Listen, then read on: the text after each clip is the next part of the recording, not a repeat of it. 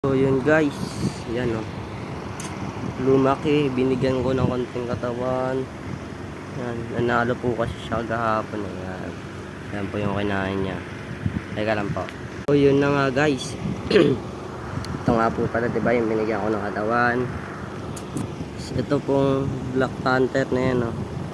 Yan po.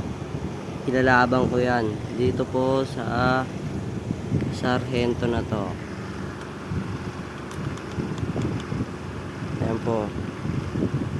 Papakita ko po mamaya. Tapos ito yung lalaban nyo. Black Panther versus Sargento.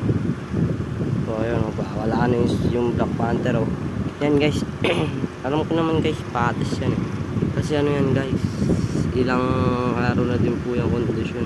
Ito nga po pala guys, bagong bili ko. Kapal lang katawan yan guys, pati yan oh.